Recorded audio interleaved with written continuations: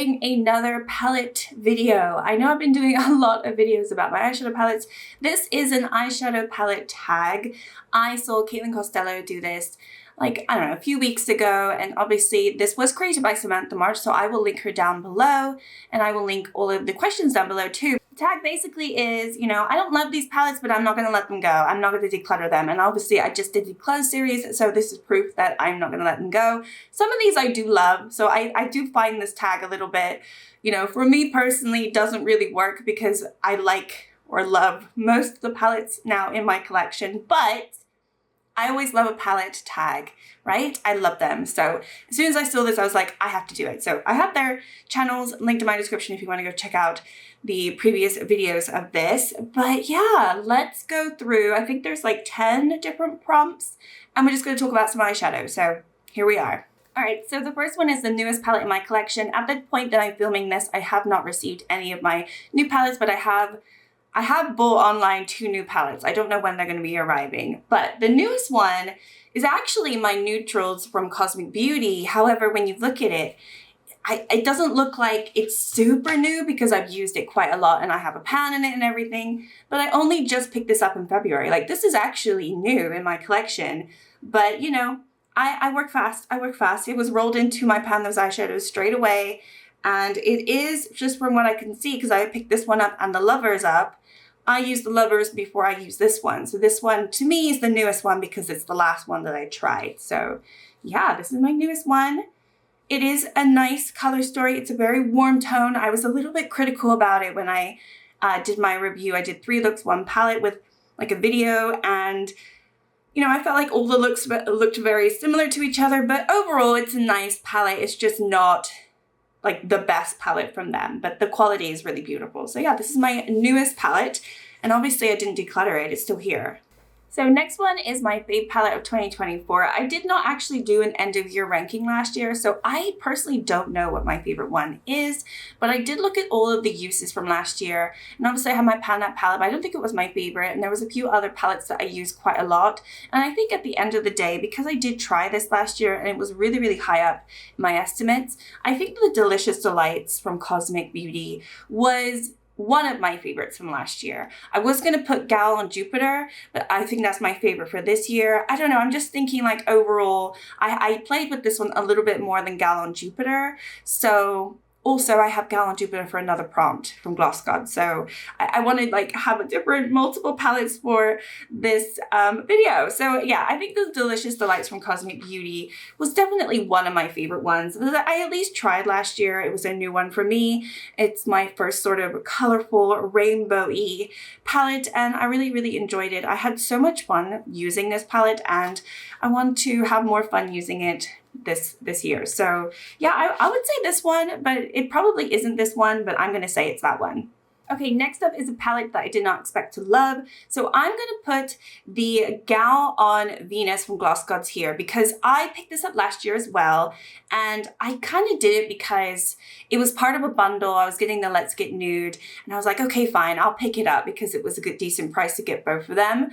And I did not expect to love this. Like when I went into this, I was actually way more excited to go into this versus the Let's Get Nude palette from Gloss Gods. I just had so much fun going into that. I did not expect to love this palette at all. Obviously, it's not a color story that I can use all the time. It isn't, but it's actually so much fun, and I just had so much fun playing with it. Every time I go into it, I'm kind of wowed by how sparkly and beautiful some of these shades are. And yeah, it's not a palette that I can wear on an everyday basis or even all year long, but I do think it's kind of special.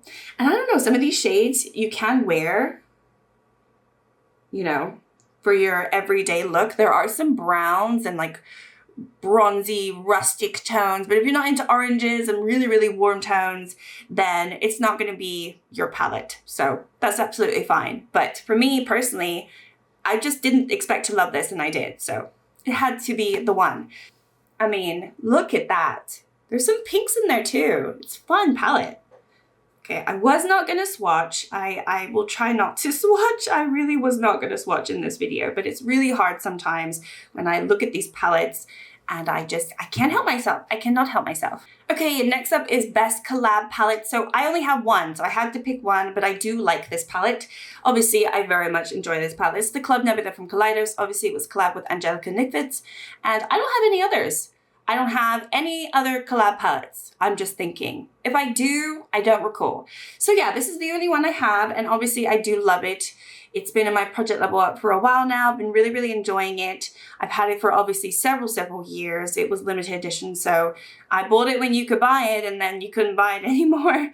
But yeah, this one is pretty special in my collection. It's the only collab one I have, I guess. Next up is your favorite gifted or PR palette. I have not received any palettes in PR, but I have obviously been gifted palettes, and the favorite one, I had to pick the Stone Vibes from Urban Decay. I had to, like, it was gifted to me, and it was just such a special palette. It is a special palette. Like, none of the packaging is absolutely gorgeous. I know some people don't like this raised packaging, but I think it's very special, so I'm not going to complain about it. I think the Urban Decay formula in here is very special and different to their other palettes too. So yeah, this is my favorite gifted palette. I have received other gifted palettes, but this is absolutely my favorite. Obviously, it was my Pan palette last year, so I got a lot of use and love out of it. And yeah, it's the favorite. Most underrated palette. I don't know if this is underrated, but for me personally, I really don't see a lot of people talk about this, and I really, really like this palette. So I picked the Glamshop's Rich Romantic palette. Obviously, they do have the Nearly Romantic that has come out again. That's one of the palettes I'm waiting in the mail. So this is the only Glamshop palette that I have. And, you know, I was humming and ahhing, waiting and waiting for the right color story. I missed out on Nearly Neutral, the first one. I'm obviously not missed out on the second release now. But when I saw this on Monolith, I was like, I have to try it. I've been wanting to try this brand for so long, picked this up, and I think it's really, really gorgeous. I think it's so unique. Like, this is not just a pink and purple palette. It is actually really, really unique. You can do a lot of color stories with this. Maybe I'll do a 3 looks 1 palette with it. If I haven't already done that, I might have already done that, I don't know. But I don't think I have, so maybe I will, because I do talk about this palette, and I feel like I don't see anyone else talk about this palette. So for me personally, I think it's underrated versus how much I really, really love it. So yeah, I ranked it super high in my collection too. I think it was in my top 3, so come on. I think it's underrated. I think it's beautiful, but obviously if you don't like pinks, you might not like it, but some of these pinks are not quite pink. You know, like, they all flip. They're very, very interesting. So anyway, love this palette. I think it's underrated. Okay, palette that I would immediately go buy if I lost it, it would be the Gal on Jupiter. I wouldn't want to not have this in my collection at this point. This is from Gloss Gods. This is my favorite palette in my collection. And I just think this is like an all-year, everyday palette that I could wear. If I didn't have any other palettes in my collection, I could wear this to death, and I could keep buying it. Now, the sad thing is Gloss Gods doesn't always have palettes that sit on their website all the time. They do run out of stock on palettes, and sometimes they just don't come back. So if I ever got to the point where I did lose this, or it went bad and I couldn't repurchase it, it would really, really be upsetting to me. But I just think this is really special. Some people might find it really boring. It's just a cool tone, sort of neutral palette, but it's neutral with a twist. It's cool tone with a twist. I love it. I would absolutely go buy it again if it got damaged, or I don't know, somebody stole it from me. Who's gonna steal this? Don't steal it. Palette that I travel the most with. So I have not been traveling that much recently, so this was pretty hard. But I know that the Stone Vibes Urban Decay I've traveled with before, but I didn't want to pick that one. There's also been a few other palettes that I've traveled with, but I have since decluttered them. However, I have traveled with this one. This is my MAC palette. This is the Star Siding Compact in the shade Fuchsia. I travel with it because it's so teeny tiny. It's so teeny tiny. And so I have taken this with me to places, either when I go travel back to UK, or I think I took this when we went on our Greece holiday a few years ago. This one and another palette for sure. But yeah, this one I guess I travel the most with because it is so teeny tiny. You can't do that many looks, but honestly, when I'm on holiday, I'm not wearing really any makeup because I'm in the pool all the time. So I don't really need a lot of eyeshadow when I go on holiday. And I think this is perfect because I can just pop this all over the lid and then maybe use the black as a little bit of a liner to smoke it out a little bit. And that's all I need. Or don't use it at all, or just put this one, or just have a little bit of a matte. It's super, super simple. That's kind of what I do on holiday. I really don't wear makeup. I picked this one up recently. So this is one where I keep saying that I'm gonna travel with. This is from Makeup Factory. It's their Gold Selection palette. And this, I would say, was more boring one. At least with the MAC one, you do have the sparkly pink in there. So if you are going out for dinner on holiday, for me personally, I want to have a little bit of something going on. But these shimmers are really pretty, and I do think that I will travel with this at some point when I do end up traveling again. Who knows when that's gonna be? So anyway, I have two options there. I might also maybe pick something else, but you know, I feel like also these packagings are pretty sturdy, and if something went wrong with them, it wouldn't be the end of the world. Okay, my first palette of 2025. I bought this in November, but I didn't receive it until January. So it is from Singe Beauty. It is the Galactic Visitor. It is her first eyeshadow palette that she released. This is Angelica Nickfit's brand. If you hadn't noticed, I mean, I keep butchering her name, but if you haven't noticed, I am kind of a fan of hers. I don't watch all of her videos, but I do support her. I do, obviously. And so I am filming this before she announces her next release, but I believe her next release will be an eyeshadow palette. It just seems like that's where it's going. So potentially I will be buying more from her. But yeah, this is the first palette that I received in 2025. I actually have this on today, and I'm really, really enjoying it. I'm gonna do a 3 looks 1 palette with this one. This is gonna be available to everyone. Some of the videos that I've been doing have been just gonna be for members only. Some are gonna be for everyone. So I'm sorry I'm gating, you know, videos. It's just the way that I feel like makes sense for me. So anyway, yeah, I like this one. I really do, but I feel like I want to play around with it a little bit more. Like even this look today, I'm just like in love with this look, and I just want to do more looks with this. So this was all, yes, this was this. This pretty palette. Okay, next up is a palette that sparks joy in my collection. A lot of them spark joy, so I really don't know what to pick here, but I've gone for the Look for Rainbows from Gloss Gods. I know I'm kind of a broken record at this point. I'm sorry, but this sparks joy for me. This is so pretty, and it's just like, you know, I could just go into this palette when I'm using a different palette and just have a little bit of fun, add a little bit of sparkle. I went into my Huda Beauty palette the other day, and obviously that is all like pinky toned, or, you know, obviously it's got some rusty oranges in there.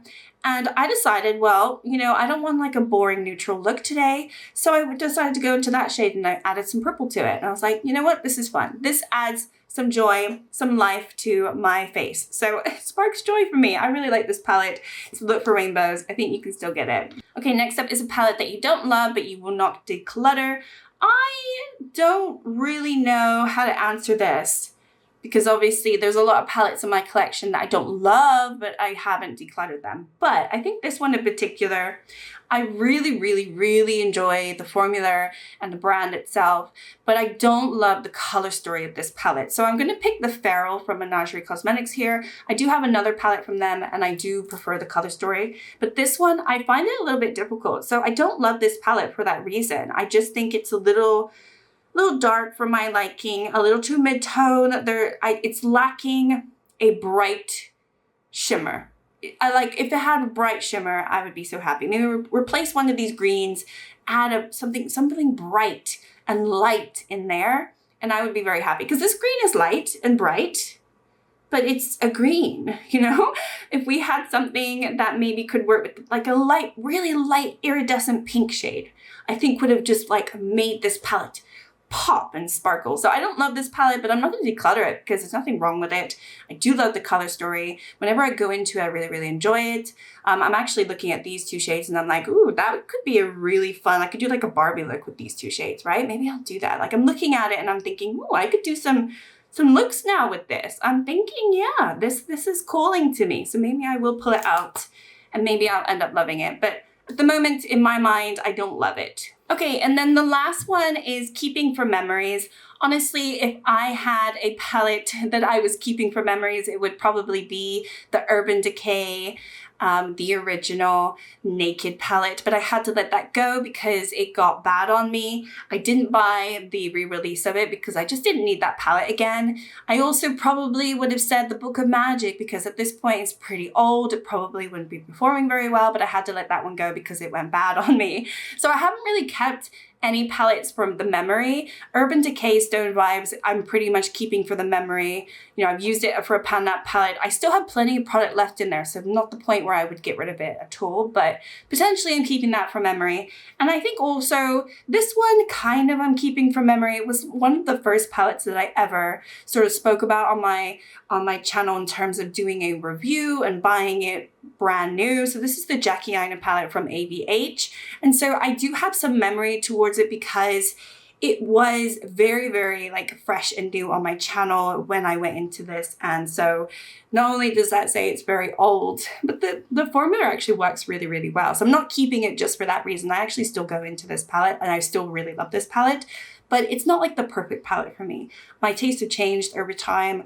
The way I do my makeup has changed. I think I've improved on how I do my eyeshadow makeup, and you know, it's not for everyone, but I definitely do what I think works best for me. And then I kind of experiment outside of that sometimes, and it doesn't always go right.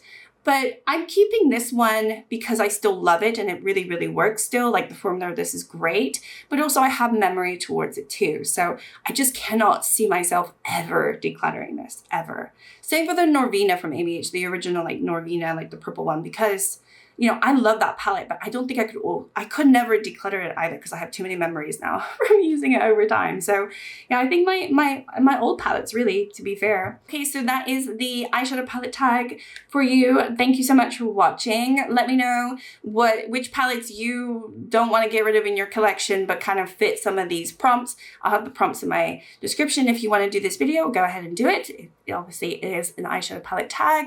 But thank you so much for watching, and I will see you all in my next video. Bye.